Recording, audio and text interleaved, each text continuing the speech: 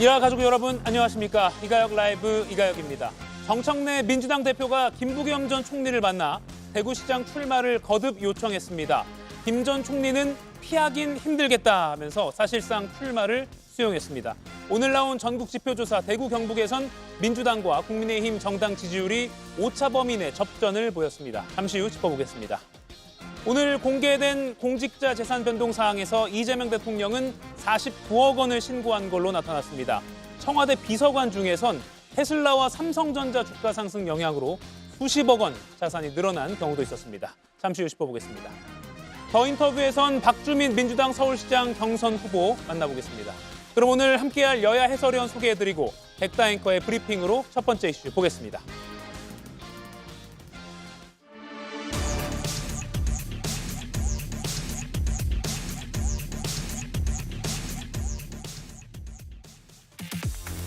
그림이 더 좋으니까 여기 아니에요. 필승카드는 우리 김부겸 총리님밖에 안 계시다. 무엇이든 다 해드린 센터장이 되고 싶은 심정입니다. 합법적으로 가능한 모든 수단을 동원해서라도 그만큼 절박하고 총리님은 공공재거든요. 그런 이야기를 봐야 못하게 대못을 받으시게.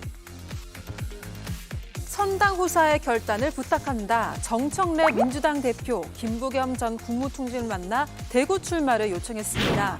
김 전 총리는 30일 출마를 공식화할 예정입니다.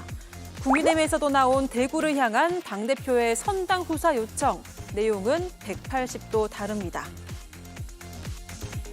당이 어려울 때는 또 누군가는 희생을 감내해야 되는 경우도 있다고 생각합니다. 주호영 부의장님을 컷오프한 것이 누군가를 염두에 두고 그런 계산을 했다고 하는 것은 저는 터무니없는 억측이라고 생각을 하고요. 당의 큰 어르신으로서 희생해달라는 장동혁 대표. 희생에 대한 주호영 의원의 해석은 완전히 다른데요. 무엇을 위해서 왜 희생해야 되는지를 설명해주면 좋겠습니다. 공관위가 선거의 승리를 망치는 해당 행위를 누차 반복하면서 그것을 눈 감고 넘어가라는 것이 결코 대의는 아닐 것이고 그것을 위한 희생은 있을 수가 없죠. 민주당이 내민 필승카드 김부겸, 여기에 맞설 국민의 후보 누가 될까요? 지방선거 69일 앞 대구시장 대진표가 화제의 중심에 섰습니다. 네, 최근에 봉하마을에서 김부겸 전 총리를 향해서 러브콜을 보냈던 정청래 민주당 대표. 오늘은 서울에서 직접 만났습니다. 아무리 생각해봐도 대구 선거를 이길 필승카드는 우리 김부겸 총리님밖에 안 계시다. 총리님께서 원하시는 것이라면 무엇이든 다 해드린 센터장이 되고 싶은 심정입니다. AX 혁신 대전환의 중심 도시로 현안 중에 또 현안인 군공항 문제 대구의 대변화를 총리님께서 결단해 주실 것을 다시 한번 요청드립니다. 봉하마을에 가셔서 또 그렇게 공개적으로 그렇게 하셔서 이게 저희가 참 이런 당의 요청을 이렇게 버텨낼 수가 있을까. 그래서 제가 이게 피하기는 힘들겠구나. 우리 총리님은 저는 좀 그런 마인드를 좀 가져주셨으면 좋겠어요. 제가 생각하기에는 총리님은 공공재거든요. 다른 이야기를 봐야 못하게 대못을 받으시게. 공공재이십니다. 예, 공공재라는 말로 뭐라 할까요? 친절한 압박이라고 해야 될까요? 김유정 의원님. 네. 당대표가 직접 저렇게 후보로 나서달라고 따로 서울에서 만나는 건 예우를 갖췄다라고 봐도 되겠죠? 그렇습니다. 예. 그러니까 지난번에 전재수 의원 손을 붙들고 적극적으로 지원하겠다라는 거에 대해서 상당히 부러움의 표시를 했었잖아요. 예. 김부겸 전 총리가. 그래서 그동안에 조승래 사무총장 등을 통해서 물밑 접촉들을 해왔지만 네. 대표가 전격 이렇게 회동을 한 것은 저는 밥은 다 됐다. 이제 약간의 뜸들이는 기간이다라고 생각합니다. 그래서 다음 주에 출마 선언을 하게 될 거라고 생각하고요. 예. 특히 그 김부겸 전 총리가 말씀한 바대로 맨입으로 갈 수 없는 거 아닙니까? 네. 그런 취지로 얘기를 했었죠. 또 김부겸이 대구에서 어떤 효용이 있어야 되는 거 아니냐 그런 얘기도 같은 맥락에서 한 얘기라고 생각합니다. 다 해드림 뭐 센터장 이런 네. 얘기가 그런 거고요. 특히나 이번에 이정현 공관위원장 같은 경우에 그 호남에서 2번 국회의원 당선을 했었잖아요. 그때 박근혜 정권에서 정말 소위 예산 폭탄이라고 할 만한 것들을 내려보내면서 예. 민심을 얻은 바가 있었는데 이번에 저희 이재명 정부에서도 그 정도의 어떤 예산 지원 그리고 특히 통합이 됐더라면 뭐 한 해 5조 원 막 이렇게 갔을 텐데라는 그런 아쉬움 이런 것들을 아마 공약에 녹여내고 당에서도 적극적으로 지원하지 않을까 이렇게 생각하고요. 예. 5번째 하게 되면 이제 출마가 되는데 3번은 총선이었고 2번째 이제 대구시장 선거인데 네. 사실 그동안에도 뭐 의미 있는 많은 득표율을 가져왔었고 또 그런 진심이 통해서 한 번은 또 국회의원으로서 역할도 했잖아요. 네. 그랬기 때문에 이번에 아마 대구시장 후보로서 출마를 하게 된다면 그 다른 지역에까지 미치는 어떤 선거에서 파급 효과가 상당히 클 거라고 보기 때문에 결심을 30날 해주신다면 아마 민주당의 어떤 지방선거에도 상당한 호재로 전반적인 선거 분위기를 끌어올릴 수 있는 좋은 기회가 될 것 같습니다. 뭐 이게 확인은 안 됐습니다. 들리는 풍문에 의하면 뭐 가족들이 말렸다. 뭐 총리까지 했는데 뭐하러 고생하느냐. 뭐 주변에 이렇게 만류하는 사람들도 있었다고 하고요. 그런데 반면에 이제는 오케이 하셨다는 그렇죠. 말씀을 그걸 여쭈려고 했습니다. 김용겸 위원님. 네. 그러니까 이제 사실상 뭐 오늘 출마 뭐 확정 지었다라고 봐도 무리는 아니겠죠? 그렇죠. 운동될 가능성 사실상은 없겠죠? 사실상은 그렇죠. 예. 그러니까 아직 공식적인 출마 선언은 안 했습니다만 예.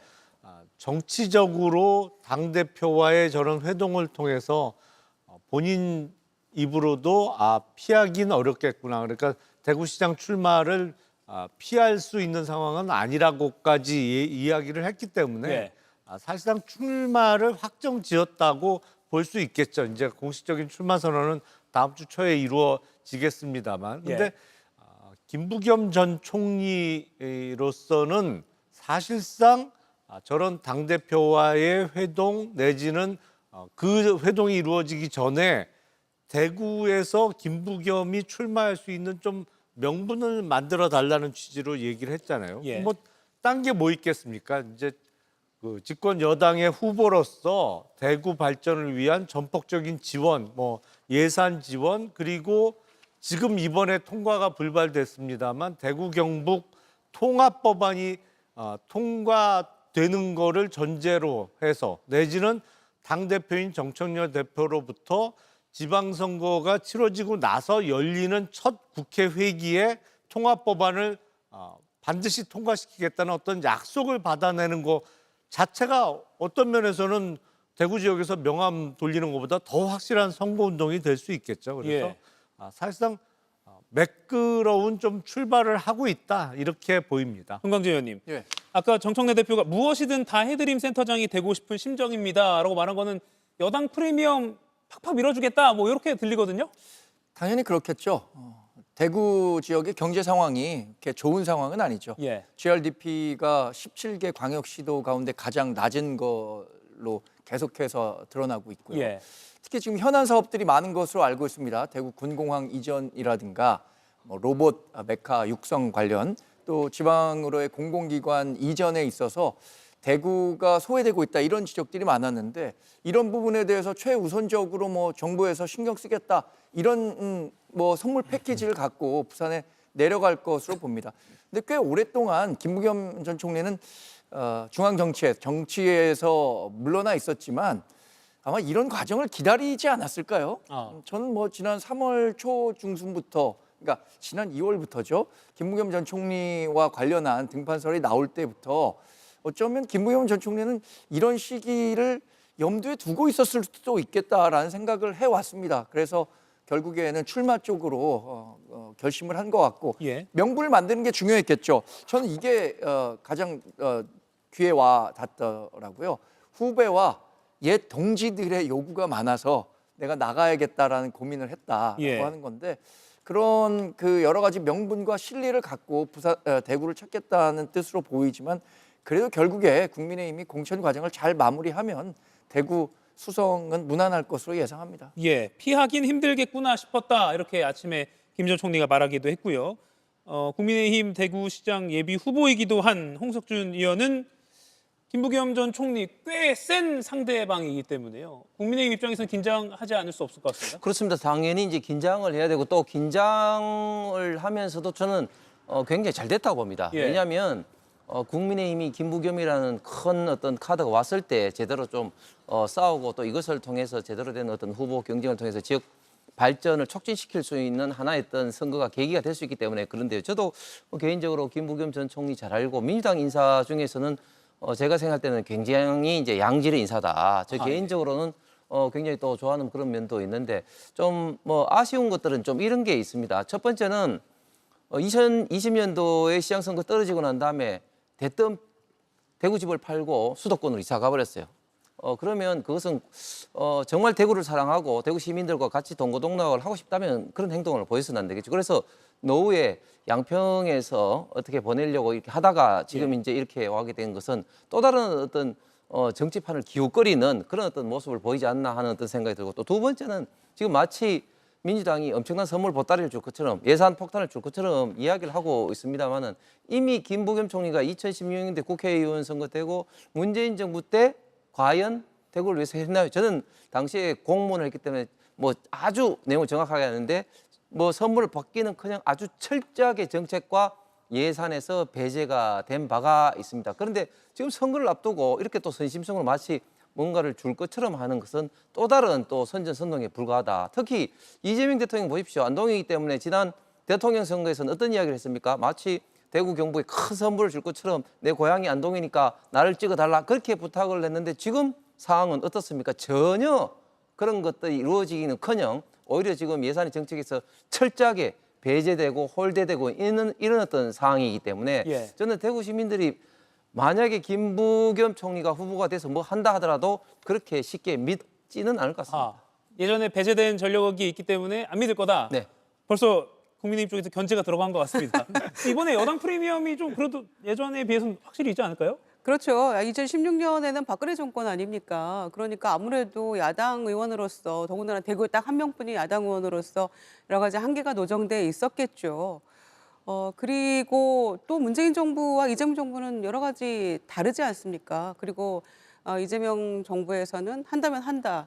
또 보여주고 있는 어떤 실질적으로 국민들이 체감하는 그런 정책들을 실제로 소통하면서 풀어내고 있기 때문에 저는 뭐 전혀 다른 얘기라고 생각하고요. 미리 예단해서 이번에도 뭐 그때와 같을 것이다. 아니, 정권이 다른 정권인데 그렇게 같은 맥락에서 보실 건 아닌 것 같고요. 예. 또 약속은 반드시 지킨다라는 그런 게 있기 때문에 당에서 정청래 대표도 뭐 다음 당권을 바라보고 더 큰 어떤 정치적인 꿈을 가지고 있다면 지금 국민들 앞에서 저렇게 공언하고 있는 그 모습을 두고두고 상기할 텐데 그럴 리가 있겠습니까? 예. 네.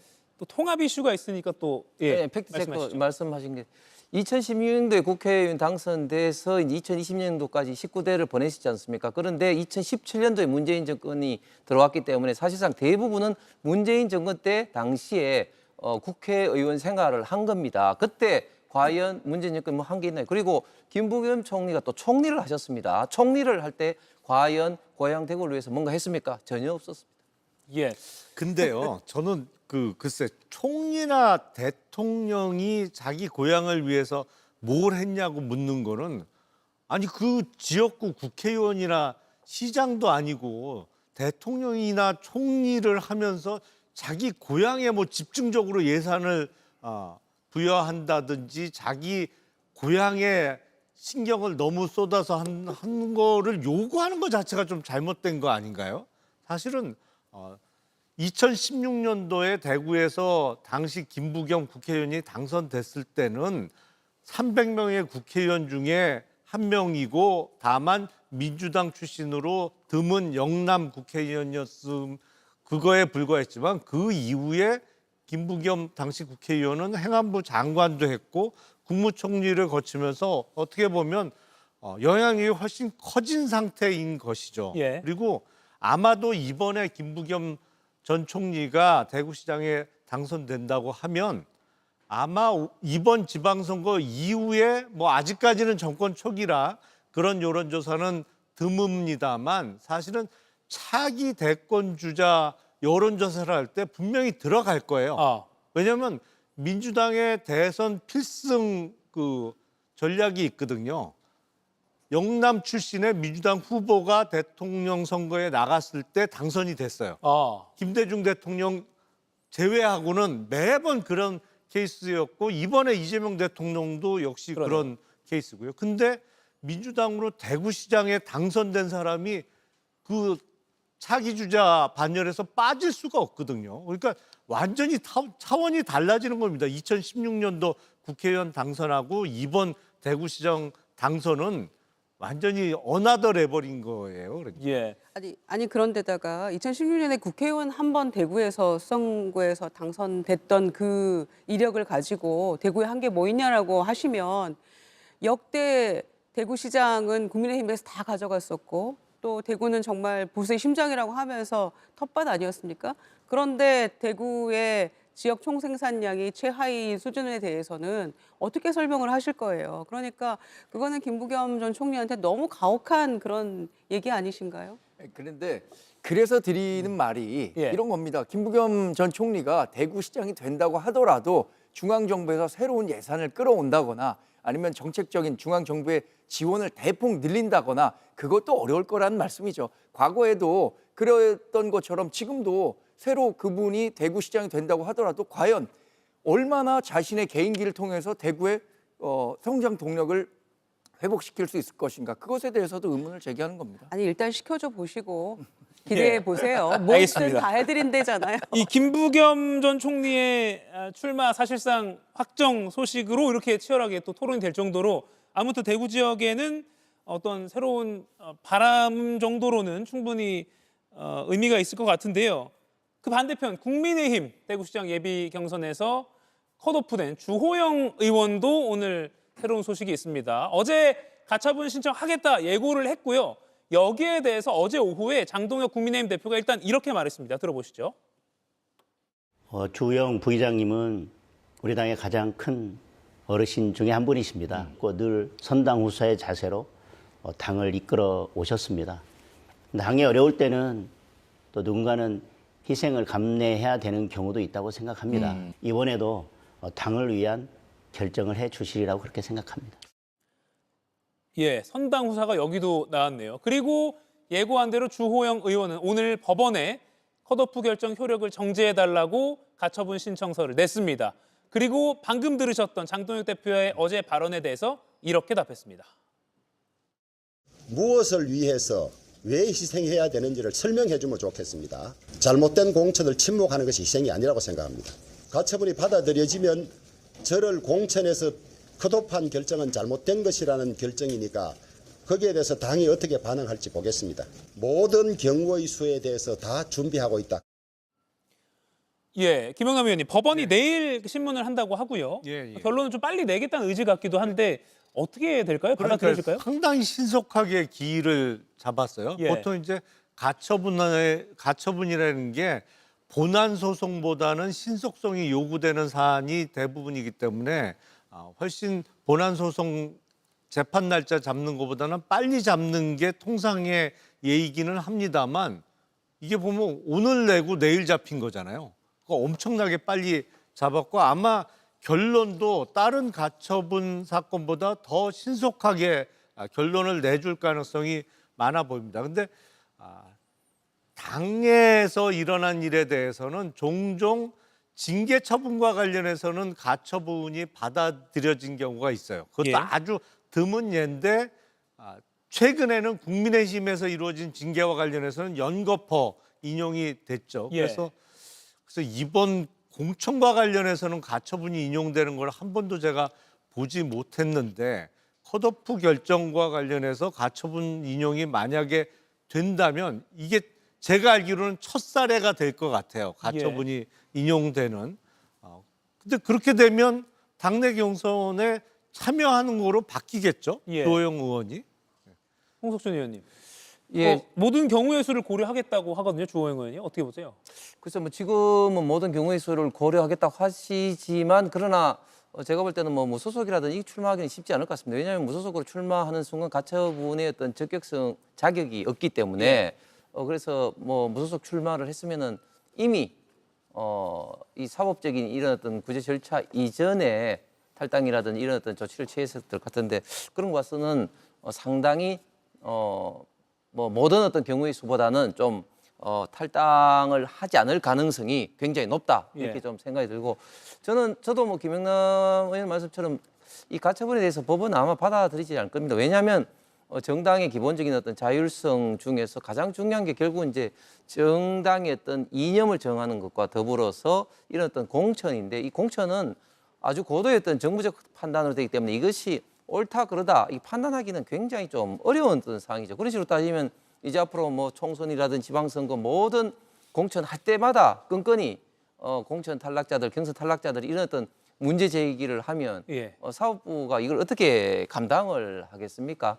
그래서 저는 그런 면에서 사법부가 법을 받아들이지 않을 가능성이 굉장히 높다고 보는데 그런 면에서 이런 부분에 대해서 잘 알고 계시는 주호영 의원이 굳이 이렇게까지 또 사법적인 문제까지 계속 끌고 가는 것이 당의 최고 어른으로서 국회 부의장 육선 국회의원으로서 맞는가? 계속해서 이 문제를 끌고 가는 것 자체가 지방선거를 앞둔 어떤 당에는 굉장히 좀 곤혹스러운 입장인데 그런 면에서 네. 대단히 좀 아쉽게 생각합니다. 아마 인용이 되면 경선에 다시 참여하는 것일 테고 기각이 되면 이제 그때 가서 탈당을 할 것인가 안 할 것인가 더 많이 언론의 관심이 모아질 텐데 또 주한 연대설, 주호영 한동훈 연대설 지난 시간에 김영남 의원이 철진한 이야기라고 했지만 어제 한 전 대표가 이미 우리는 보수 재건이라는 측면에서는 연대하고 있다라는 취지로 말해서요.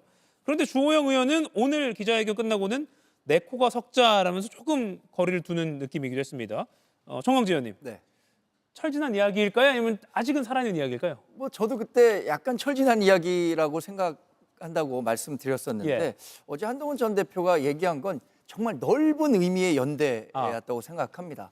그러니까 지금 장동혁 대표가 당을 이끌고 있는 방향에 대해서 주호영 의원이 지난 한 4분기부터는 굉장히 강도 높게 비판을 했거든요.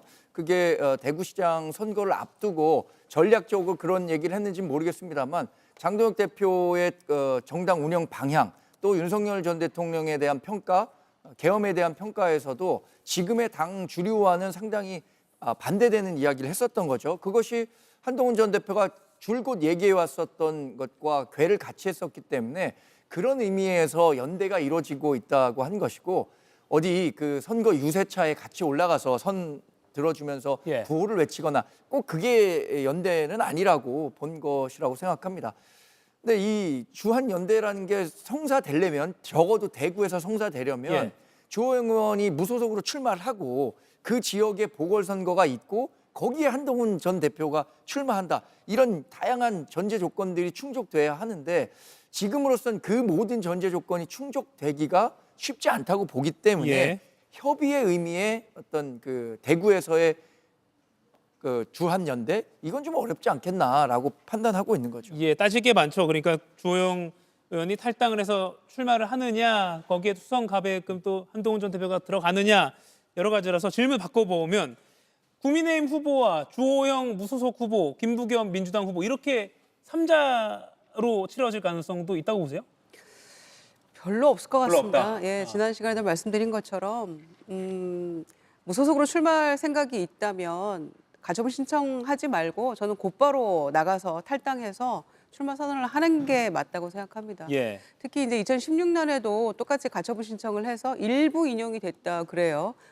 그때는 이제 무소속으로 출마를 해서 됐는데 국회의원 선거를 그렇게 나가는 것과 대구시장은 저는 뭐 사이즈 자체가 다르기 때문에 가능성이 매우 희박하다. 승산이 없는 싸움이 될 것이다라고 생각해서 예. 육선의 주호영 부의장이 아마 그런 거는 누구보다도 아마 잘 파악하고 있지 않을까요? 아마 대구 민심도 국민의힘의 그 누구보다도 먼저 읽고 여러 가지 쓴소리를 지속적으로 해왔었기 때문에 아마 본인이 본인 스스로는 명분이 있을지 몰라도 저는 이 굴욕을 잠깐 견디는 게 맞다 이렇게 예. 생각하고요.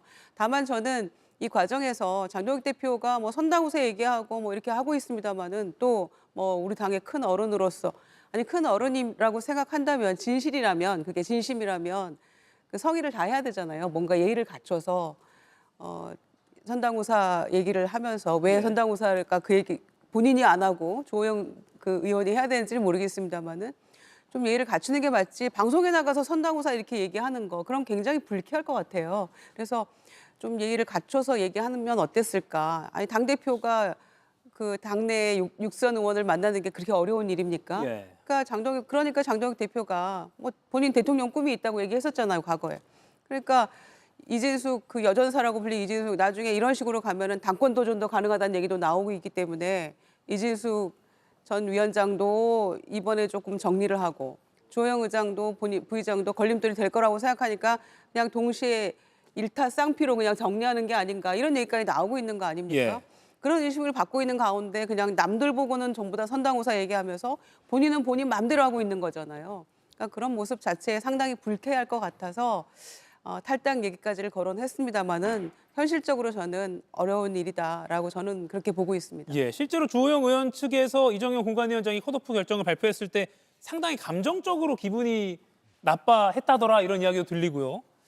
아까 그 김부겸 전 총리와 정청래 대표 만난 그 서울 광화문의 달모 식당에 두 분도 만나야 되는 거 아닌가 싶기도 하고요. 그렇죠. 네. 예우를 다하는 모습이 필요할 것 같습니다. 자, 내용으로 몸살을 치르고 있는 국민의힘 이번에는 어떤 성적표를 받았을까요? 오늘 아침에 여론조사가 또 하나 발표가 됐습니다. 전국 지표조사 NBS 조사인데요. 먼저 전국 응답자들이 말한 정당 지지도 민주당이 46%, 국민의힘이 18%입니다. 국민의힘 지난 2주 전보다는 1%포인트 오르긴 했는데 민주당과의 격차는 더 벌어졌네요. 28%포인트입니다.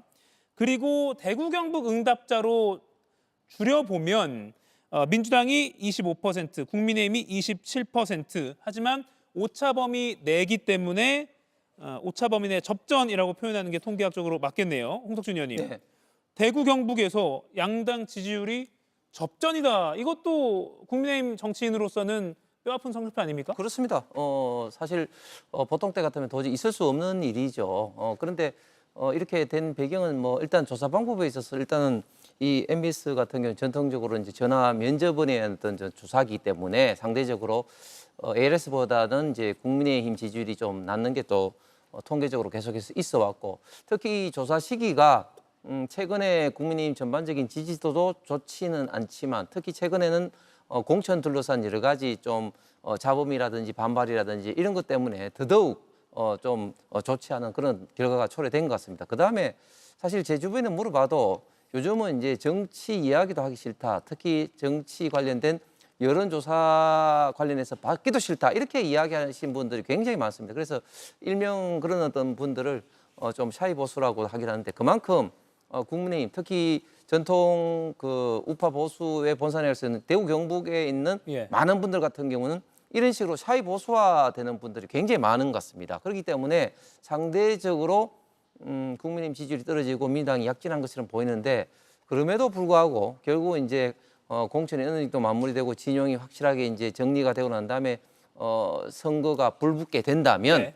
이런 어떤 샤이 보수층들이 이제 선거에 나와서 원래 했던 모습을 되찾지 않을까. 그리고 아직까지 시간이 있기 때문에 그러다 보면 또 민주당이나 또 이재명 정권의 여러 가지 또 악수라든지 이런 것들이 또 부각이 된다면 충분히 또 여론은 변할 수 있을 것 같습니다. 김은호 의원님, 제가 이 질문을 드려볼게요. 그러니까 지금 여론조사 나올 때마다 국민의힘 쪽에서는 뭐 후보가 지금 다 이렇게 뿔뿔이 아직 한 명으로 단일화된 게 아니니까 그리고 샤이 보수가 있을 수 있으니까 투표에 있어서는 다를 것이다라는 예측도 물론 뭐 합리적일 수 있는데 이번에는 그게 아니다. 실제로 뭐 오늘 MBS뿐만 아니라 뭐 리얼미터든 뭐 이전에 발표된 것들 보면 뭐 장동혁 역대 최저 이런 게 나왔기 때문에 이번엔 다를 것이다라는 목소리도 있고요. 어떻게 보세요? 그렇죠. 그러니까 국민의힘은 그런 주장들을 많이 하죠. 전압 면접원 조사 방식에서는 우리가 많이 뒤처지는데 ARS 방식으로 할 때는 안 그렇다. 그런데 최근에 나온 여론조사 보면 ARS 방식에서도 많이 뒤처지게 나오고 있어요. 양상 자체가. 그리고 항상 선거 전에 선거에 불리해 보이는 측이 주장하는 게 자신들에게는 여론조사에 안 잡히는 샤이한 지지층이 있다. 근데 그 사람들이 실제 투표장에는 나갈 거기 때문에 투표에서는 우리가 이긴다는 주장을 뭐 매번 했었어요. 근데 샤이 지지층을 주장한 측이 제가 선거 이기는 거를 못 봤습니다. 그리고 그 이유를 한번 따져봐야 돼요. 샤이하다는 건 부끄러워한다는 얘기잖아요. 그 지지층이 왜 샤이해졌겠어요? 왜 부끄러워하겠어요? 내가 떳떳하게 국민의힘을 지지한다는 얘기를 못하는 상황이잖아요. 예. 왜 지지층이 부끄러워하는지를 생각하고 그걸 고칠 생각을 해야지 샤이 지지층의 존재만 주장하다가 제가 근데 한 번도 그런 쪽이 선거 이기는 거는 본 기억이 없습니다. 예. 근데 지금 샤이는 예. 부끄러워한다는 뜻도 되지만 수줍다는 뜻도 되거든요. 예. 선뜻 나서기 어렵다. 그런 의미에서 이 샤이고. 아니 그러니까 왜 그렇게 선뜻 나서질 못하겠어요? 그러니까 이 전화 면접 같은 경우에는 아직도 뭐 과거의 잔재가 좀 남아 있어서인지 모르지만 정권을 잡고 있는 측은 적극적으로 응하지만 예. 야권에서는 비교적 좀 몸을 사린다라는 평가들이 있는 건 사실이잖아요. 아. 저도 그랬고 이 여론의 격차가 상당히 크다는 건 저는 인정해요. 그래서 뭐 전국 단위에서는 충분히 민주당이 국민의힘보다 훨씬 더 많은 지지를 받고 있다. 이거 인정 안 할 수가 없죠. 근데 TK 지역, 특히 대구 지역만 놓고 본다면 지금은 접전으로 나오는 거잖아요. 그리고 실제로 투표장에 갔었을 때 대구 시민들이 과연 내가 국민의힘이 요새 마음에 안 들지만 그래도 국민의힘이 대구시장마저 자리를 내줘야 하는 상황인가? 라고 생각했을 때는 다른 전략적 선택을 할 가능성이 크다고 보기 때문에 지금 상황에서는 뭐 김부겸 전 총리가 예. 양자 대결에서 다 이기는 걸로 나오잖아요. 그것에 대한 긴장감 국민의힘도 갖고 있습니다만 앞서 말씀드린 것처럼 국민의힘이 한 명의 후보로 잘 공천을 마무리하고 가상 1대1 대결이나 아니면 실제 6.3 지방선거 결과가 나오게 되면 예. 지금 여론조사와는 다른 결과가 나올 것이라고 저는 120% 확신합니다. 120% 확신합니다. 아니 물론 실제 투표 결과는 뭐 이른바 예. 지지층 결집이 이루어져서 그 전까지 이루어졌던 여론조사 결과는 다른 결과가 나올 가능성도 있겠죠. 근데 예를 들어서 지금 광주 선거 관련한 여론조사가 국민의힘 후보하고 민주당 후보가 막 접전이야. 그런 상황이면 민주당이 발칵 뒤집어질 거 아니에요. 그리고 그거는 정말 어마어마한 일이죠. 근데 국민의힘 쪽에 지금 그런 일이 생겼어요. 여론조사상 어쨌든 적어도 박빙 내지는 민주당 우세로 나오는 여론조사가 연이어 발표되고 있는데 예.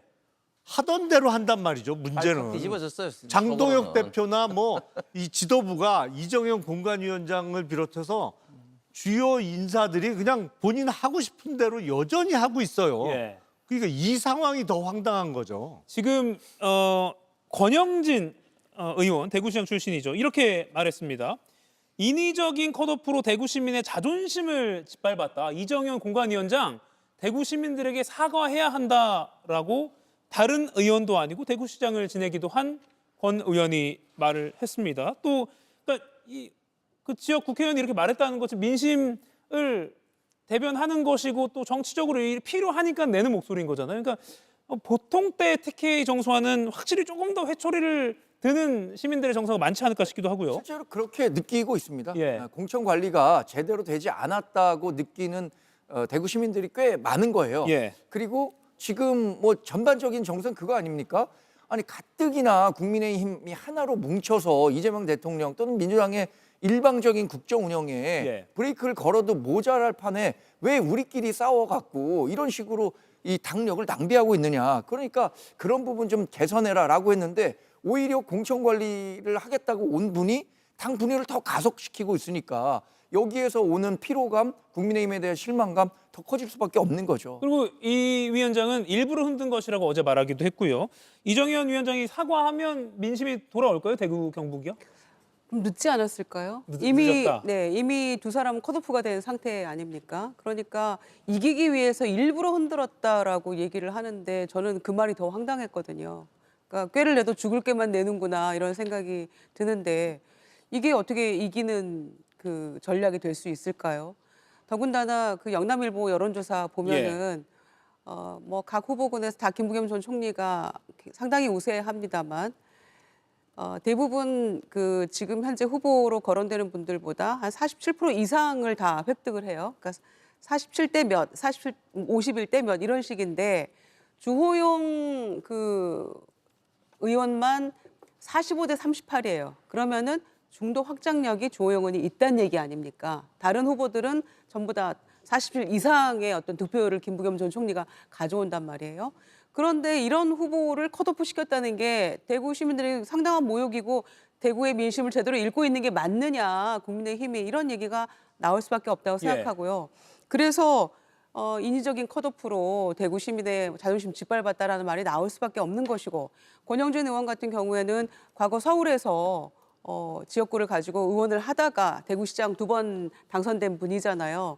그러니까 서울에서 선거운동 하는 것처럼 대구 가서 했더니 처음에 꼴찌였단 말이에요. 되더라. 그러니까 대구 민심을 누구보다도 아주 정확하게 읽고 있는 분인데 지금 이정현 공관위가 다 망쳤다 이거죠. 그러니까 애초에 지금 출마자들 모두를 경선에 붙였다면 이런 일도 없었을 거 아니겠어요? 저희가 보기엔 그렇습니다. 지금 민주당은 웬만하면 컷오프 없는, 결정적인 하자가 없는 한 다 경선 붙여주잖아요. 예. 그러니까 대구도 그런 방식으로 했다면은 아마 지금처럼 잡음이 없었을 텐데 그냥 인위적으로 컷오프 시켜놓고 더 큰일 하세요, 국회 가세요 이렇게 해놓고 이거를 이기는 전략이라고 하니까 권영진 의원 시각에서는 얼마나 황당하겠습니까?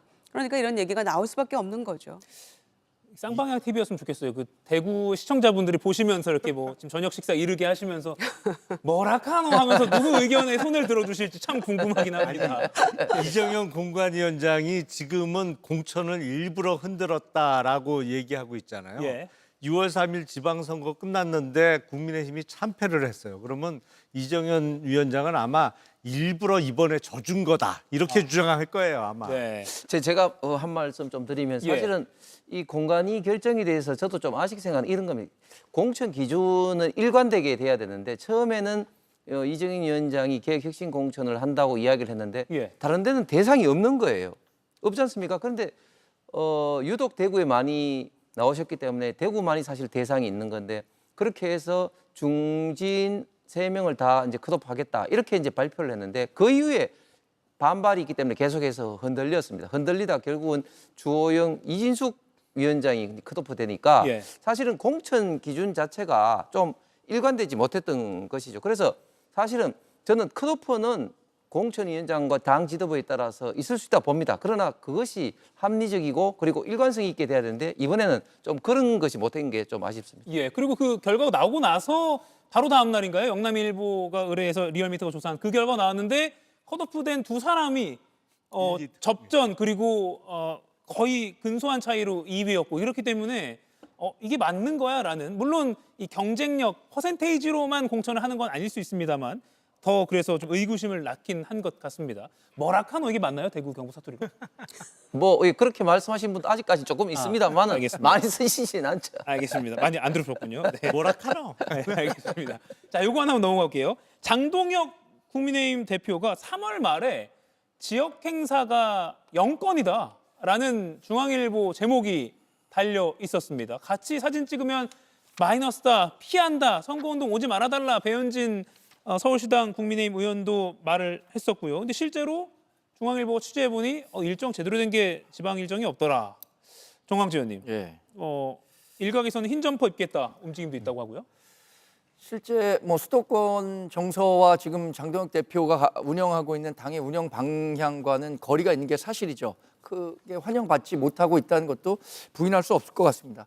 가장 대표적인 게 오늘도 사실 경기도 일대에서 최고위원회를 개최하고 경기도 일대에서 현장 방문하는 일정이 있었다고 하는데 기자들에겐 공지가 됐는데 불과 4-5시간 만에 그 일정 공지가 취소되는 해프닝이 있기도 했었습니다. 저는 앞으로 정말 그 수도권의 후보가 정해진 이후에 장동혁 대표에 대해서 어떤 스탠스를 취할지 궁금합니다. 2018년에 실제로 홍준표 당시 당대표에 대해서 굳이 오실 필요 없다 이렇게 회피했다는 거 아니에요? 그런 장면이 재현되지 않을 가능성 없다고 봐요. 실제로 장동혁 대표가 지금처럼 그러니까 윤석열 전 대통령과의 관계라든가 아니면 중도 진영으로의 확장이라든가 여기에 대해서 조금 더 전향적인 입장을 내지 않는다면 수도권에서 격전을 벌이고 있는 후보들이 굳이 장동혁 후보 와서 좀 도와달라라는 얘기 쉽게 할 것 같진 않습니다. 와, 이 대구 이야기로만 이렇게 풍성한 토론을 했습니다. 빨리 두 번째 이슈로 넘어가 보도록 하겠습니다. 백다 앵커가 브리핑으로 전해드리겠습니다. 재산 공개 대상자 1,903명 중에서 76.1%인 1,449명의 재산이 증가하였고 23.9%인 454명의 재산이 감소하였습니다. 고위공직자 1,900여 명의 평균 재산 약 21억 원으로 조사됐습니다. 4명 중에 3명의 재산이 증가했는데요. 그 배경으로는 주식 상승이 꼽힙니다. 다주택자 청와대 참모진은 몇 명인가 이것도 관심이었습니다. 연일 이 대통령이 부동산 정책에 강력한 드라이브를 걸었기 때문인데요. 부동산 주택 정책을 하는 담당자들이 다주택자들이 맞느냐 이런 생각 좀 갖고 계셨던 것 같고요. 청와대 비서관급 이상 참모 47명 중 다주택자는 10명. 오늘 이 대통령은 중동 상황 여파 대응을 위한 비상경제점검회의를 주재했습니다. 전기 사용과 관련해서는 좀 특별한 말씀을 드려야 될 것 같습니다. 전기요금은 웬만하면 지금 변경하지 않고 유지하려고 합니다. 우리 국민 여러분께서 절약할 수 있도록 특별히 좀 협조를 해주시길 당부드립니다. 이런 가운데 오늘 여론조사가 발표됐습니다. MBS 조사 결과 이 대통령의 국정 지지율 69%, 직전 조사 대비 2%포인트 오르면서 취임 후 최고치를 기록했습니다. 네, 김유정 위원님. 이재명 대통령 지지율이 69%, 70% 육박합니다. 어떤 게 요인이었을까요? 그러니까 대선 때 득표율보다 20% 이상이 지금 올라갔는데 예. 매우 드문 상황이죠. 저는 무엇보다도 이제 뭐 국무회의를 국민에게 생중계 공개한다거나 이러면서 정부가 어떻게 돌아가는지를 알게 하는 것, 국무회의를 지켜보는 게 참 재밌다 이런 말씀하시는 어르신들도 많으시더라고요. 예. 이제 그런 것들이 일단 정부와 국민 간의 어떤 신뢰관계를 형성하는 데 많이 도움이 됐다고 생각하고요. 특히 지금 뭐 고물가 고환율, 뭐 기름값 올라가고 이런 여파가 상당하잖아요. 그런데 이를테면 강우식 비서실장이 무박 3일로 UAE 다녀와서 2,400만 배를 확보했습니다. 이런 것들이 정말 발빠르게 대처하고 움직이면서 국민의 불안감을 많이 해소해주고 있다는 것. 그런 것들이 아마 작용을 많이 했을 거라고 보고요. 또 전기요금도 올리지 않겠지만 좀 아껴 써주십시오 이런 얘기도 했고요. 예. 그러니까 공공요금 올리지 않겠다 이런 부분도 있고 기름값도 또 최고가 그 상한제 실시하겠다라는 거랄지 유류세 또 내리겠다고 한 거랄지 그러니까 국민들이 정말 불안해하고 필요로 하는 그런 부분들에 있어서 아주 속도감 있게 그 대책을 세우는 것, 그런 모습들이 신뢰를 줬다라고 생각하고요. 특히 이제 부동산 대책 이런 부분들도 예. 정책의 일관성 이런 것들이 국민들에게 주는 어떤 청신호가 아니었을까. 그래서 대통령에 대한 어떤 신뢰 이런 것들이 높은 지지율로 드러나고 있다라고 생각합니다. 예, 홍석준 의원님.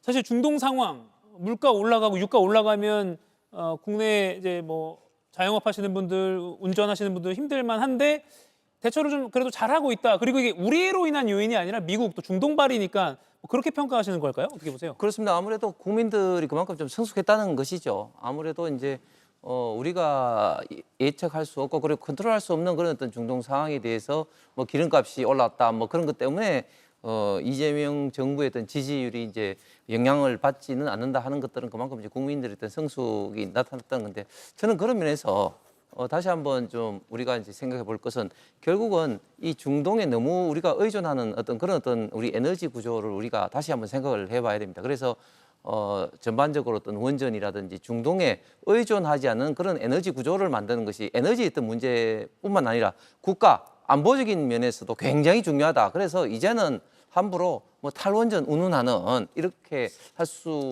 해서는 안 되는 것 같고 또 두 번째는 저도 이재명 정권을 비판하는 입장이지만 이렇게 지지율이 나오는 것 자체가 저는 뭐 그 현재 정권이 잘한다고 국민들이 판단하기 때문에 예. 막상 또 그렇게 비판할 수는 없는 입장이에요. 그러나 한 가지 확실히 말씀드리고 싶은 것은 이것을 현 정권이 그냥 포퓰리즘식으로 접근한 것이 아니라 우리 대한민국의 미래를 위해서 과연 잘하고 있느냐 이런 어떤 측면에서 우리가 객관적으로 정확하게 봐야 되는데 예를 들면 지금 뭐 전기요금 올리지 않겠다 그러면 국민들 좋아하죠. 과연 그래서 과연 지금 현재 우리 한전이라든지 가스공사라든지 이런 어떤 에너지 기관들이 과연 재정에서 적자를 지금 엄청나게 보고 있는데 감당할 수 있느냐 이런 것을 보면은 역시 이재명 정권은 눈에 보이는 어떤 포퓰리즘의 어떤 그런 어떤 정책만 쓰는구나 이런 말씀을 다시 한번 드립니다.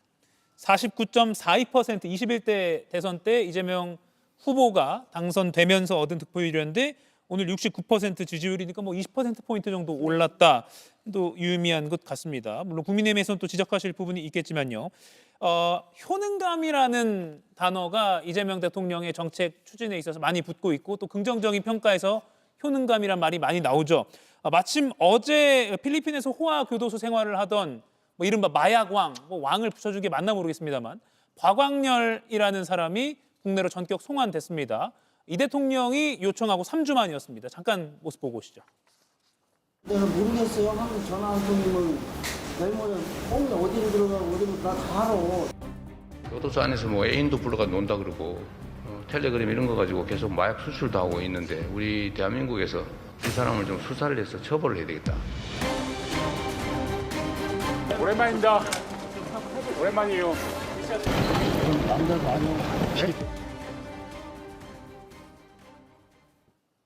예, 공항에서 오랜만입니다 한 게 저희 보도국 최강일 PD 겸 기자인데 김영남 의원님, 네. 대통령 효능감 말할 때 저런 장면도 좀 긍정적인 평가, 효능감이라고 키워드가 붙을 수 있을 것 같아요. 그렇죠. 사실은 알려진 다음에 그러니까 필리핀의 수감 생활은 하고 있습니다만 그 안에서 우리나라 그 교정기관과는 완전히 다른 환경에서 너무너무 잘 지내고 있다는 게 알려지면서 국내 여론이 들끓었었는데 사실은 한국 대통령이 정상 외교의 기회에 저런 주제를 언급하는 거를 한 번도 본 적이 없거든요. 예. 근데 필리핀 마르코스 대통령과의 정상회담에서 우리 쪽이 요청을 했고 그것에 화답을 해서 지금 3주 만에 사실은 임시 인도 절차로 와 있는 겁니다. 그래서 우리나라에서 새롭게 구속 절차를 밟아서 앞으로 6개월 동안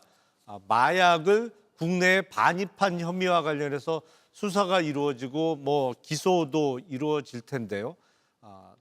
원래대로 하면 신병에 대한 우선권은 필리핀이 갖고 있는 거예요. 예. 그래서 6개월 이후에는 필리핀으로 다시 신병을 넘겨줘야 됩니다만 아마도 외교적 노력을 통해서 우리나라에서 재판 절차가 적어도 확정될 때까지 그리고 어쩌면 우리나라에서 확정된 형의 집행이 종료할 때까지 우리나라에 계속 수감되어 있을 가능성도 꽤 높아 보여요. 예. 근데 이런 거는 한 번도 본 적이 없거든요. 예. 그러다 보니 처음 보는 장면인데 이게 대통령의 직접적인 노력으로 이런 장면이 연출되니까 이런 데서 이제 효능감을 느낀다고 말씀하시는 국민들이 많이 생겨나고 있는 거죠. 예. 정광재 의원님. 예.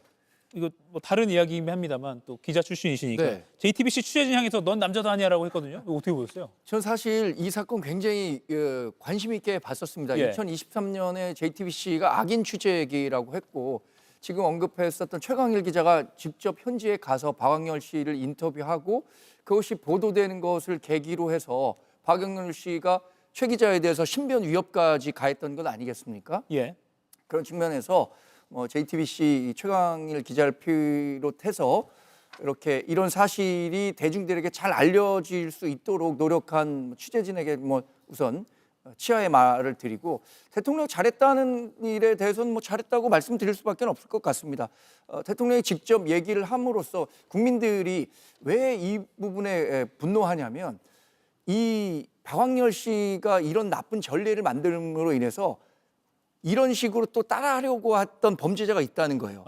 자기가 필리핀 교도소에 수감하게 됐는데 박광렬이 있는 교도소에 가면 자기도 마약왕이 될 수 있다라고 해서 그 교도소에 보내달라는 보도까지 제가 보기도 했었는데 이런 사태를 근절시키기 위해서 우리가 적극적인 노력을 하는 것은 긍정적으로 평가할 만한 일이죠. 예, 저희 취재진을 칭찬해 주셔서 대표로 감사드립니다. 다시 저도 돌려드립니다.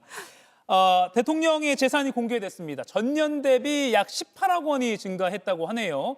저작권 소득 그리고 ETF 투자 수익 이런 게 많이 오르는 데 기여를 했다라는 평가가 나옵니다. 김유정 의원님. 네. 18억 원 증가했어요. 좀 부럽긴 합니다. 저도 똑같은 생각이었어요. 예. 부럽다 이런 생각이었는데요. 뭐 아주 매우 합법적인 소득 아닙니까? 특히 저작권료도 상당한 것 같고요. 그리고 ETF 투자했던 것도 대통령 후보 시절부터 매달 이렇게 하겠다라고 60개월 동안 그러니까 예. 당선되면 계속 임기 동안에 매달 적립식으로 이렇게 하겠다라는 그런 공약도 좀 지켜가고 있는 것 같고요. 또 주식 올라가니까 또 수익도 늘어나고 아마 의원들이나 지금 청와대 비서관 출신 중에서도 상당히 지금 주식으로 상당한 수익을 올린 분들도 꽤 있는 것 같아요. 예. 그래서 이거는 뭐 자연스러운 소득 상승이 아닌가 생각하는데 예. 부럽긴 합니다. 예, 방금 저희가 잠깐 띄워드렸는데 테슬라 주식 그리고 삼성전자 주식으로 대박난 참모들 이렇게 기사에 많이 소개가 됐더라고요. 뭐 이분들도 다른 위법한 걸 한 게 아니라 주식을 갖고 있었는데 대박이 나면서 돈을 많이 벌었다. 뭐 이런 보도도 많이 온라인에서 회자가 됐습니다. 홍석준 의원님. 네. 어떻게 보였습니까? 18억 원 증가했다는데. 예. 근데 저는 대통령이 이렇게 갑자기 재산을 증가하는 게 맞나? 특히 저서 판매로 15억 이상 했는데 예. 그럼 그만큼 어떻게 보면 좀 반강제적으로 사람들이 샀다는 거 아니겠습니까? 그래서 저는 이런 것들이 굉장히 좀 문제다. 특히 지금 주식 자꾸 운운하는데 예를 들면 일반적인 예를 들면 어떤 펀드라든지 이런 건 모르겠는데 개별 주식을 많이 갖고 있는 것은 어쨌든 그 개별 주식을 갖고 있는 것은 기업 경제 정책에 하는 데 있어서 그 본인이 갖고 있는 주식에 대해서 주가에 대해서 관심이 있을 수밖에 없는 상황 아니겠습니까? 그렇기 때문에 그 기업과의 어떤 개별적인 유상관계가 아니다 하더라도 정책에 결정에 영향을 미치게 된다면 저는 이게 굉장히 큰 문제라고 봅니다. 예, 경제 전문가 김용남 의원님. 아니 조금 황당하게 들렸는데 아니 우리나라 같은 대명천지에 누가 책을 강제로 사라고 할 수 있는 사람이 누가 있어요? 그리고 지금 인세를 많이 받은 그 책은 대통령 당선 전에 어떤 야당 후보로서 아니면 야당 대표로 있던 시절에 나온 결국 국민이 합니다라는 책에 인세가 많이 들어온 것인데 예. 워낙 많이 팔린 것 같아요. 제가 보면 대략 한 100만 부 정도는 팔린 것 같고 그만큼 이제 지지하는 국민들께서 책을 많이 구입해서 그렇다 보니까 저자 인세가 늘어난 부분이고 이재명 대통령은 개별 주식을 하지는 않죠. ETF를 샀는데 모르긴 몰라도 2배 이상은 불어났을 겁니다. 왜냐하면 그때 코스피 지수가 2,500 무렵에 이제 ETF를 구입하기 시작해서 지금 5,500선에서 형성되고 있으니까요. 근데 제가 정치인들하고 얘기를 하다 보면 예. 주식에 대해서 아니면 자본시장에 대해서 너무 몰라서 답답한 경우가 많은데 그래서 제가 되묻습니다 가끔. 아니 주식 투자 한 번도 안 해보셨어요? 그러면 자랑스럽게 나는 태어나서 주식 거래 한 번도 안 해봤다고 대답하시는 분들이 꽤 많은데 그러면 세상의 절반은 모르고 사신 겁니다. 여태까지. 예. 솔직하게 아까 말씀드립니다. 인세 이재명 대통령 책은 2025년 4월 15일 날 나왔으니까 후보 시절에 낸 책이네요. 팩트체크를 정확히 해주셨습니다. 제가 이재명 대통령 포트폴리오를 한번 연구해봤는데 예.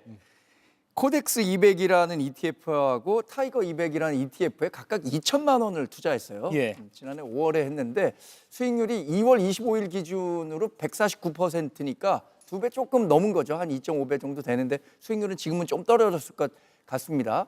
근데 큰 돈을 투자한 건 아니에요, 사실.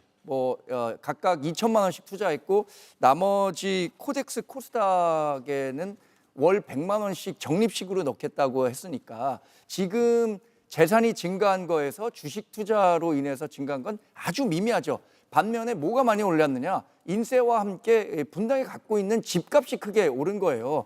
근데 집값 오른 거에 대해서 이재명 대통령을 비롯해서 지금 집값 잡기 위해서 굉장히 노력하고 있는데 예. 역설적으로 집값이 올라서 이재명 대통령의 그 재산 보유가 크게 증가했다는 것은 아이러니한 일이죠.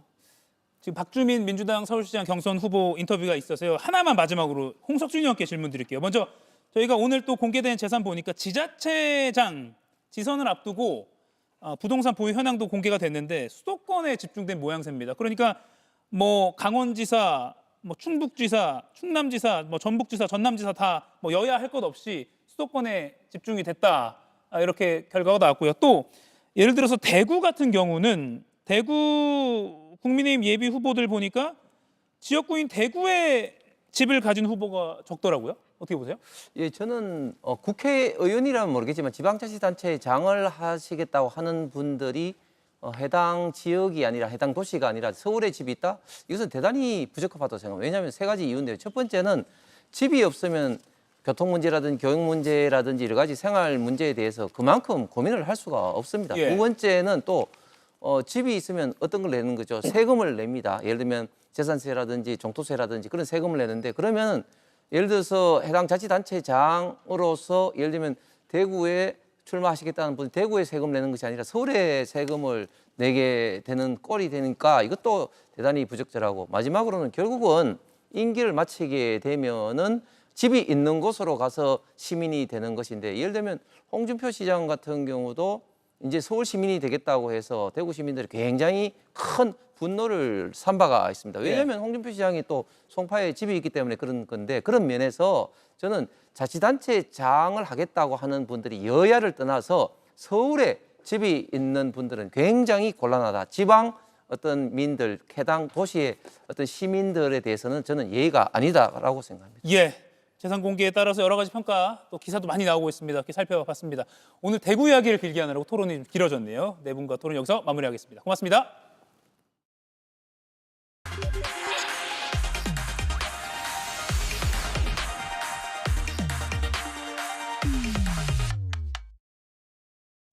존경하는 서울시민 여러분, 오늘 저는 서울의 미래 먹거리와 좋은 일자리 그리고 낡은 인프라 문제를 한 번에 풀기 위한 새로운 해법을 제시하고자 합니다. 그 핵심이 바로 서울투자공사입니다.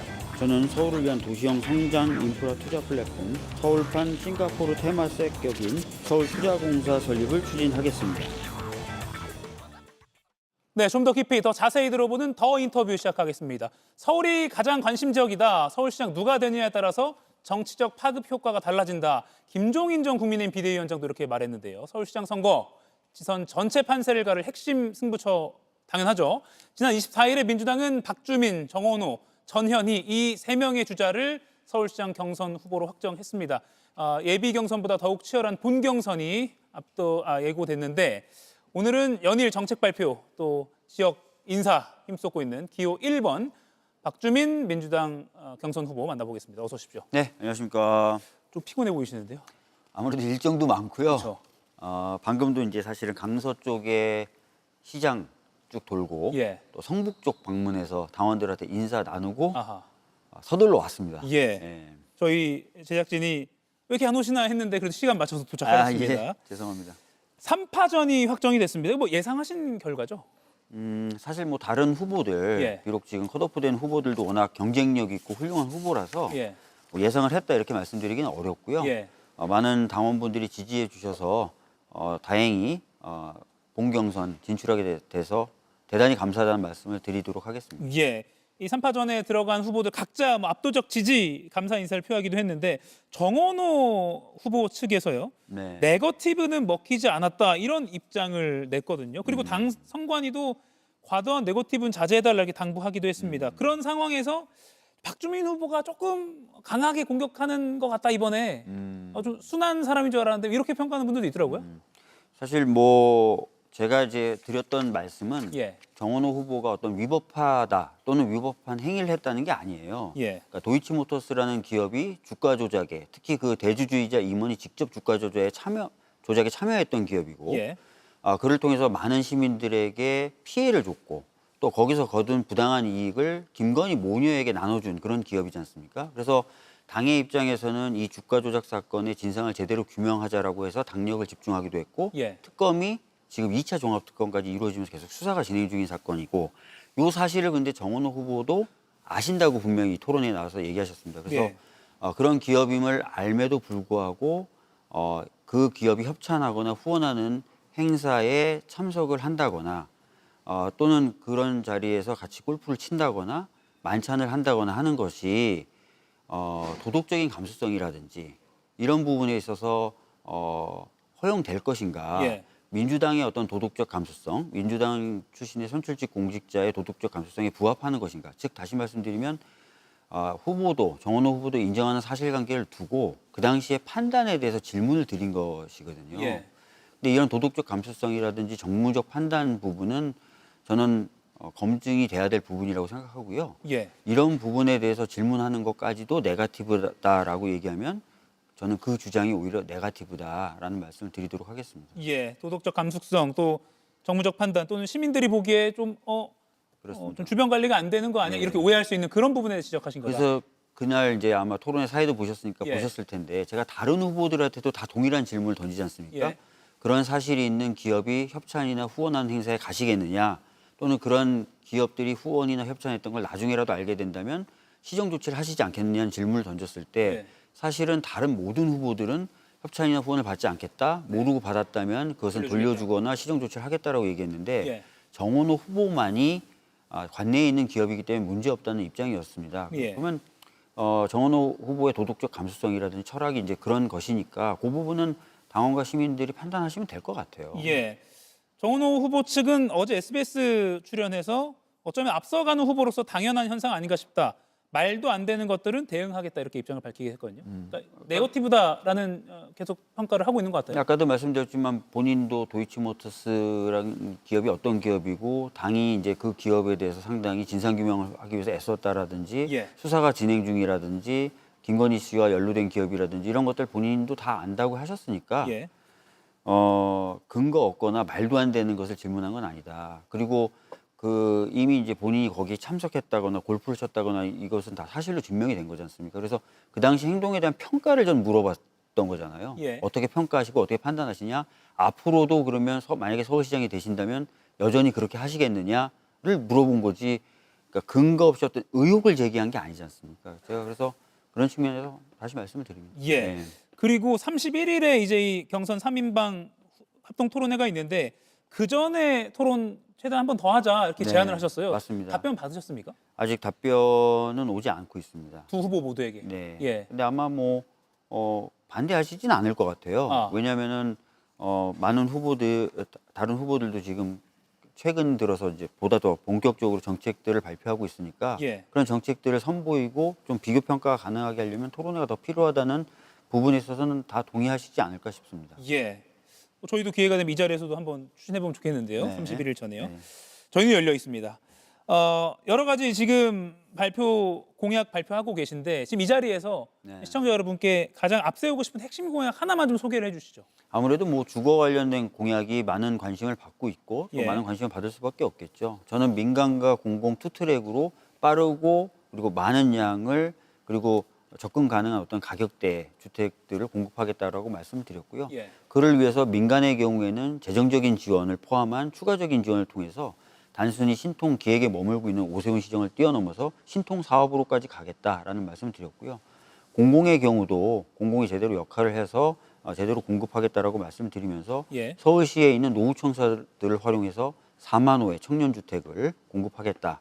1,000만 원 보증금에 월세 50 정도의 투룸을 4만 호 정도 공급하겠다. 그리고 공공이 보유하고 있는 유휴 토지들 그리고 민간이 보유하고 있지만 공공의 인허가에 강하게 묶여 있는 장기 미집행 도시계획 시설 부지 등을 활용해서 예. 연간 3만 호씩 15만 호를 빠르게 공급하겠다. 여기는 분양형도 있고 임대형도 있고 당연히 분양형에는 지분적립형도 포함되는 것이고요. 예.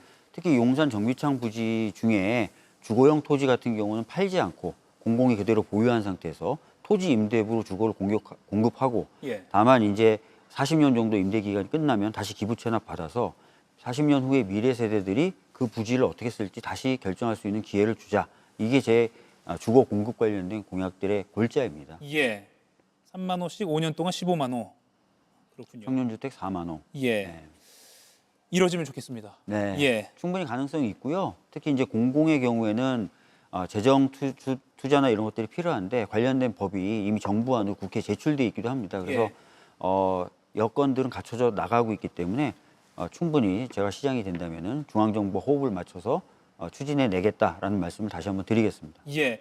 예비 경선과 달리 본 경선은 당원 투표 50% 네네네. 그리고 일반 여론조사 50%죠. 맞습니다. 예. 그러면 예비 경선 때는 당원을 좀 공략해야 됐다면 이제는 좀 다른 전략이 있어야 될 것 같은데. 맞습니다. 예. 제가 지금까지 내세우고 있는 뭐 주거 공급에 관련된 공약이라든지 서울의 어떤 산업과 경제를 발전시킨다는 공약들, 예를 들어서 5대 클러스터를 조성해서 클러스터 중심으로 성장 동력을 만들어낸다든지 서울의 독자적인 AI 기반의 슈퍼컴퓨팅을 만들겠다라고 하면서 한강 AI 공약을 밝혔다든지 이런 것들은 굉장히 실리적이고 실용적이고 또 서울의 어떤 활력을 북돋을 수 있는 것이기 때문에 서울에 있는 실리적이고 실용적인 그런 유권자들의 반응을 저는 충분히 이끌어낼 수 있을 거라고 생각합니다. 그래서 앞으로 본경선 과정에서는 제가 밝혔던 이런 공약들 좀 더 소상히 잘 설명해 드리고 추가적인 공약 발표도 지금 준비되어 있거든요.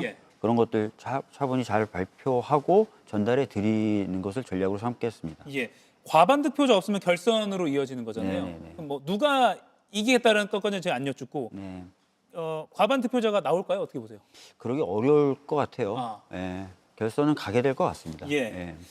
상대당 이야기를 좀 해볼게요. 네. 국민의힘도 뭐 오세훈 서울시장 비롯해서 3파전입니다. 아무래도 가장 견제되는 건 현 시장이죠. 그렇죠. 아무래도 뭐 지명도라든지 이런 부분에 있어서 오세훈 현 시장을 다른 주자분들이 뛰어넘기는 어렵지 않을까 이렇게 생각하고 있습니다. 예. 배현진 서울시당 국민의힘 의원이 수도권 선거는 예수님이 와도 어렵다라고까지 어떻게 보면 약간 자인했거든요.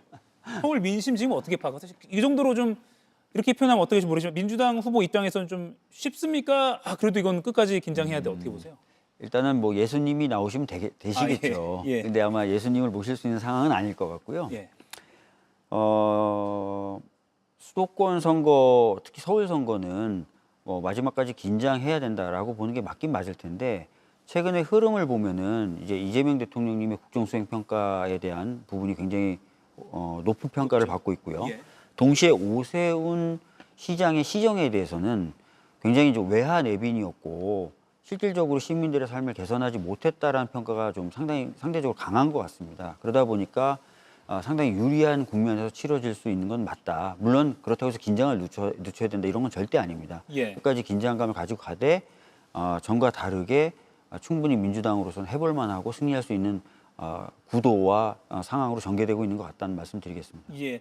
이 서울 민심에서 민감하게 작용하는 게 이제 부동산 문제잖아요. 맞습니다. 보유세 이런 거. 근데 지금 연일 이 대통령이나 뭐 정부가 강경한 부동산 메시지를 내고 있고 보유세 인상 뭐 이런 거론도 나오고 있어서 이건 조금 민주당 뭐 경선 후보지만 괜찮을까? 부담스럽지 않으세요? 맞는 방향이면 가야 됩니다. 예. 하지만 선거만 생각했을 때는 선거만 생각했으면 부담이 되지 않겠느냐고 말씀하실 수 있겠지만 사실 서울 시민들은 굉장히 실리적이고 실용적입니다. 그러니까 부동산이 현재 상태대로 계속되거나 아니면 더 오르거나 이렇게 됐을 경우에 서울의 미래 경쟁력, 서울의 미래 활력을 놓고 봤을 때 그렇게 긍정적이지는 않거든요. 그래서 이런 부분도 저희들이 충분히 설명을 해드리고 오히려 지금 부동산 시장을 정상화시키고 하는 것이 미래의 서울을 위해서 굉장히 더 좋은 비전이고 좋은 방향이다라고 한다면은 충분히 동의하실 수 있다고 생각하고요.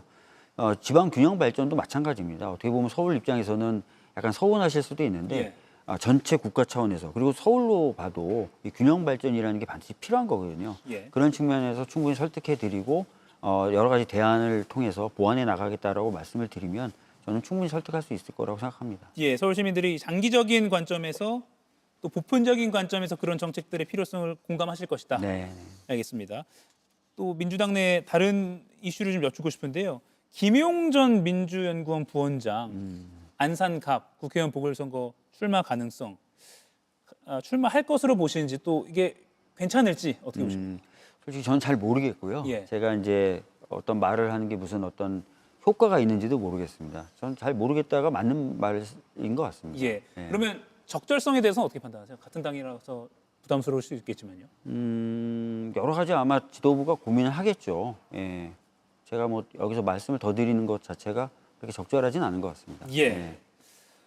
ABC가 계속 이게 좀 사그라드나 했더니 유시민 작가가 어제 또 유튜브 방송에 나와서 ABC로 오늘 다시 한번 재설명을 하면서 다시 한번 불이 붙은 것 같습니다. 뭐 ABC, 뭐 A는 민주당과 대통령 코어 지지층, B는 이익을 추구하는 사람, C는 그 교집합.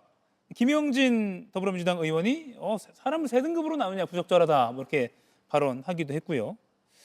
이게 박주민 의원의 개인 입장을 여쭈기보다는 지금 선거 국면에 민주당이 계속 무슨 계파 갈등 이렇게 좀 불거지는 거 표심에 미칠 영향 어떻게 보십니까? 일단 유시민 작가님의 발언을 저도 해당 영상을 찾아서 한번 봤거든요. 예. 근데 우선 정치인들, 특히 국회의원이나 대통령 주변에서 일하는 사람들을 대상으로 한 발언이셨더라고요. 예. 그리고 사람을 나눈다기보다는 어떤 행태나 행동을 평가하는 틀, 도구로서 제시한 것으로 보여져요. 예. 그래서 저는 요거는 그렇게 좀 이해해 주시면 좋겠다는 말씀을 드리겠고, 저는 오히려 이제 유시민 작가님의 말씀을 들으면서 약간 가슴에 와닿던 부분도 있는데, 정치인이라 하면 사익을 추구할 수는 있어도 공적 마인드, 즉 공익을 우선하는 마인드는 반드시 가져야 된다는 그 부분은 제가 가슴에 많이 와닿았었고, 예. 특히 제가 스승격으로 모시고 계신 분이 고 이해찬 총리이신데 늘 저한테 항상 그러셨거든요. 정치인이고 공직자라면 사익을 추구할 수는 있다. 그러나 사익이 우선하거나 사익만을 추구해서는 안 된다는 말씀을 늘 하셨고, 예. 항상 네가 감시당할 수 있다는 것으로 검증에 철저히 대비하면서 살아라라는 말씀, 어항 속의 금붕어에 비유하시면서 말씀하셨는데 예. 그런 부분을 좀 다시 좀 떠올리면서 제가 스스로 좀 돌아보는 계기도 좀 됐습니다. 예. 처음에 유시민 작가가 ABC론을 말했을 때 좀 오해가 있었다. 본인도 다시 말하면서 어제 다시 설명한 건 그 벤 다이어그램은 정치인들을 분류한 것이지 일반 시민이나 유권자가 그렇게 된 것은 아니다라는 취지로 재설명을 하긴 했습니다. 근데요, 어제 방송에서 유시민 작가가 박주민 의원도 언급을 했습니다. 예, 들으셨죠? 박주민 의원이 나중에 봤습니다. 예, 마음에 걸리던데 알고도 속아줬다고 했는데 뭐 이런 발언했거든요. 이거 어떻게 해석해야 됩니까? 저는 사실 유시민 작가님이 어제 자기는 저를 좋아한다라고 하시면서 자기는 좋은 사람을 좋아하는데 박주민 되게 좋은 사람이다라고 말씀해 주셨던 부분이 굉장히 마음에 와닿고 예. 진심으로 그 부분을 감사드린다라고 생각합니다. 예. 근데 정원호 후보가 더 유리하다는 분석을 내놓은 것 같거든요. 현재 여론조사상에서는 예. 그 정원호 후보가 앞서고 있으니까 아마 그런 평가를 하신 것 같은데요. 예. 경선은 이제 본격적으로 시작됐다라는 말씀 드리겠고, 누구보다 오랫동안 준비해 왔고요. 또 중앙정부와의 호흡이 중요한데 이재명 대통령과는 실제로 호흡을 맞추면서 일해왔던 경험이 있고, 예. 그 과정에서 여러 성과를 냈었고, 그리고 저 같은 경우에는 10년 동안 정치활동하면서 사실 검증이 완료됐습니다. 그래서 강점이 있기 때문에 이 세 가지 강점을 잘 어필해서 잘 해나가겠다는 말씀 드리겠습니다. 예. 대구 이야기 짧게 좀 여쭐게요. 대구요? 예. 김부겸 전 총리와 정청래 당대표가 만났습니다. 등판은 이제 뭐 거의 확정된 것처럼 생각해도 될 것 같기도 한데, 김 전 총리가 정청래 대표에게 전재수 의원 만난 것처럼 나한테도 이런 당 차원에서 좀 대구 정책이 필요한 거 아니야?라고 했고 오늘 정 대표가 확실히 설명을 했거든요. 박주민 후보도 이런 측면에서 보면 이런 게 전체 선거 분위기에 좀 도움이 되겠다 싶으세요? 어떠세요? 그러니까 모든 지역에서 승리할 수 있으면 좀 좋고, 예. 특히 대구나 경북처럼 그동안 민주당에게 전략 지역으로 판단됐었던 데서 승리한다면 굉장히 큰 의미가 있겠죠. 예. 그러기 위해서는 뭔가 지원이나 협력이 필요하다면 할 수 있는 바는 좀 해나가는 것이 저는 좋다고 보고, 예. 아마 그런 차원에서 말씀하신 게 아닌가 싶어요. 예. 김 전 총리는 당연히 등판한다고 보시죠? 현재까지의 어떤 흐름으로 보면, 예. 제가 직접 말씀 나눈 건 아니어서 매우 조심스럽긴 한데, 예. 현재까지의 흐름으로 보면은 등판하실 것 같기는 합니다. 예. 이번 국회 상반기 보건복지위원장이시잖아요. 네, 맞습니다. 네, 정청래 대표가 하반기 국회 상임위 민주당이 100% 가져가겠다. 일이 빨리 되게 하려면 이렇게 해야 될 것 같다. 국민의힘 반발이 거셉니다. 네. 어떻게 보세요? 사실 저도 이제 상임위원장이어서 예. 상임위를 운영하고 있는 입장인데, 다른 상임위를 좀 봤을 때 좀 답답했던 상임위들이 있어요. 굉장히 중요한 현안이 있고 그 현안을 대비하기 위한 법을 만들어야 되는데 잘 안 되는 상임위들이 분명히 있었습니다. 그래서 저는 이 민생이라든지 국민을 생각했을 때 일이 빨리 되게 하는 방법은 무엇일까를 우선적으로 고민하는 것이 또 무한 책임을 지고 있는 여당의 입장일 수 있다. 그런 관점에서 이 부분을 좀 봐주셨으면 좋겠다는 말씀 드리겠습니다. 예. 근데 또 국민의힘 반발이 이해가 안 되는 것도 아니거든요. 국민의힘 입장에서 만약에 그런 걸 반발하려면 예를 들어서 지금도 본회의에서 모든 법을 필리버스터하고 있지 않습니까? 예. 이런 것들을 좀 안 하면서 말을 한다면, 또 상임위가 국민의힘이 위원장을 맡고 있는 상임위가 생산적으로 돌아가고 있다면, 있게 하면 안 된다면 그런 것들을 좀 먼저 하면서 반발하는 게 맞지 않을까요? 지금 국회를 볼모로 잡아서 국민들을 결과적으로 국민들을 볼모 잡고 있는 것이거든요. 얼마나 지금 빠른 변화의 시대이고 빠른 적응이 필요한 시대입니까? 그럼에도 불구하고 지금 끊임없이 발목 잡고 지연시키는 행위를 하면서 거기에 대해서는 반성을 안 하면서 뭔가 그걸 극복해 보겠다는 여당의 고민을 무조건 편매하는 건 맞지 않다고 생각합니다. 극복의 의미로 그렇게 추진하는 것이다. 알겠습니다. 마지막 질문이 될 것 같은데요. 정치권의 삭발 릴레이 질문이긴 한데 그 전에 서울형 탈모 안심케어 구상한 후보자로서 이 삭발 릴레이 어떻게 보십니까가 질문인데 이렇게 안 여쭐게요. 이거 죄송한 것 같고 서울형 탈모 안심케어 구상을 설명해 주십시오.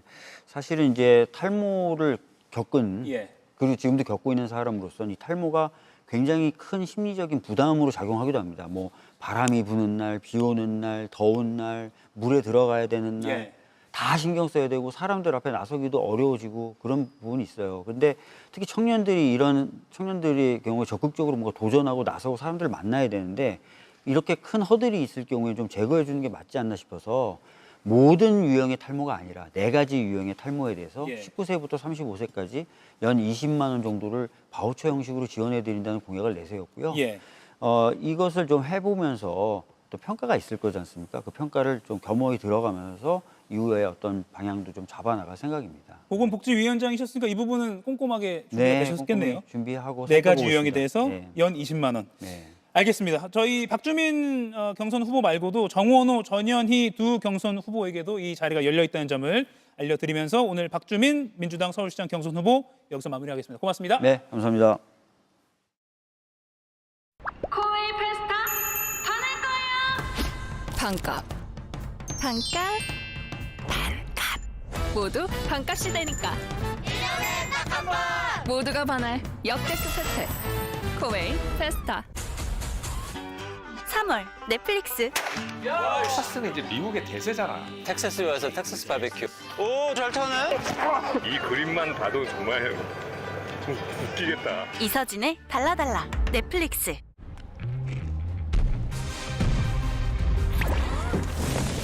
속은 달콤 쫄깃하고 겉은 상큼 톡톡한 환상조합. 너즈 구미 클러스터. 감각을 깨워봐. 널스. 푹신한 매트리스로 바꿨다며. 맞아. 탄탄한데? 그것도 맞아. 어제는 푹신하게, 오늘은 탄탄하게. 매트리스 경도를 원하는 대로 바꾸다. 비렉스 스마트 매트리스. 화염이 지붕을 집어삼켰습니다.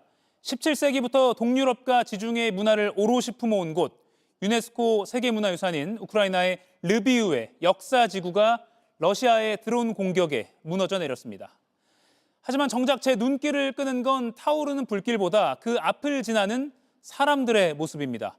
가방을 메고 바삐 걸음을 옮기는 여성, 고개를 숙인 채 휴대폰에만 시선을 고정한 남성.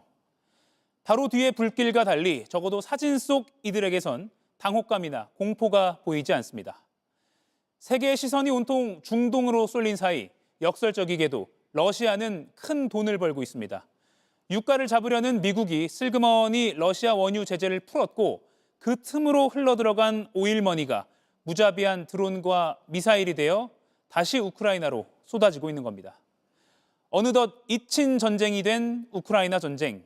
4년 넘게 이어지는 포성에 익숙해져 버린 또는 익숙해져야만 살아남을 수 있는 사진 속 이들의 슬픈 무덤덤함이 전쟁의 잔인함을 고스란히 증명하는 듯합니다. 오늘 한 컷이었습니다. 옷을 아끼는 사람은 이 드레스룸 보자마자 반할 거예요. 근데 옷이 점점 늘어날수록 진짜 좋네. 수납은 다 따져봐도 돌고 돌아 한샘.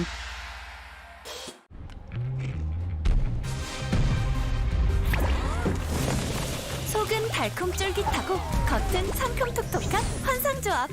너즈 구미 클러스터. 감각을 깨워봐. 널스. 그냥 자기가 조용히 자자. 당신이 시끄럽잖아.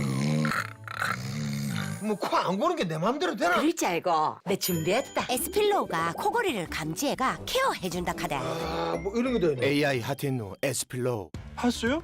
예민한 피부라 못 써요. 피부에도 괜찮은 파스 없나요? 신신파스 플렉스. 고밀착 하이드로겔로 효과는 빠르게, 피부엔 부드럽게. 안 아픈 파스 있죠? 네, 신신파스 플렉스.